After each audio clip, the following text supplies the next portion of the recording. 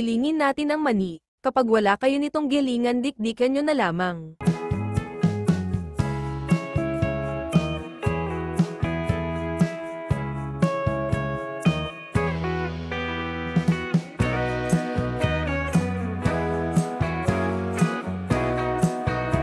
Durugan ang mga crackers.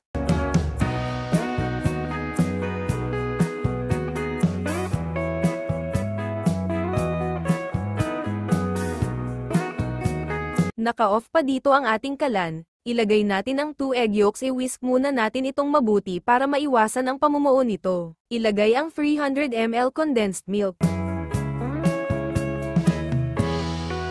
Haluin muna mabuti bago buksan ang kalan.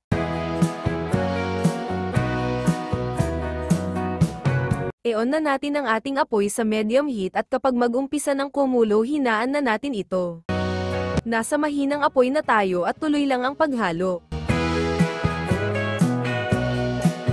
Kapag medyo malapot na, ilagay na ang 2 tablespoon na butter o kaya margarine. Tapos ilagay na rin natin ang ating mga dinurog na crackers.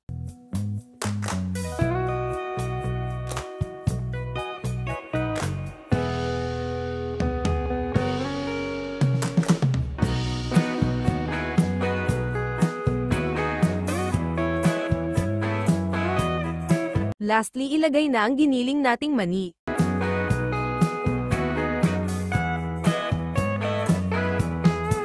Kapag lumapot na talaga, pwede na itong hanguin. Kailangan gumawa tayo ng ganitong molder, 2.5 inch ang taas nito, pero nasa sa inyo na lang din kung anong sukat o laki ang gawin nyo. 4x4 ang sukat nitong plastic na panangbalot ko.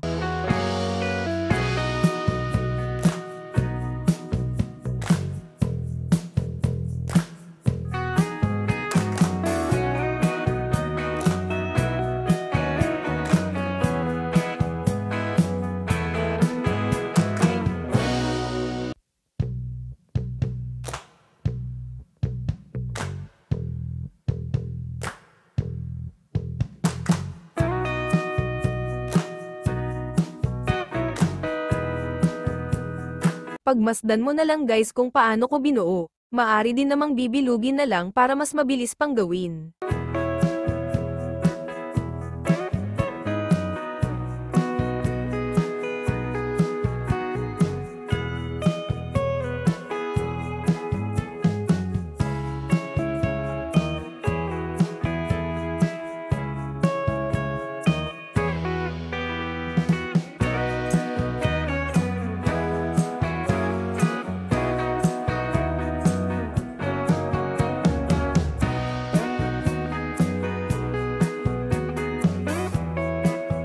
Sa reseping ito, nakakagawa tayo 25 piraso.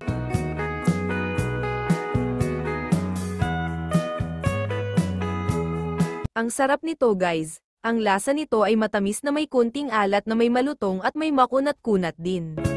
Maraming salamat sa panonood nyo guys. Hanggang sa muli kong video. God bless.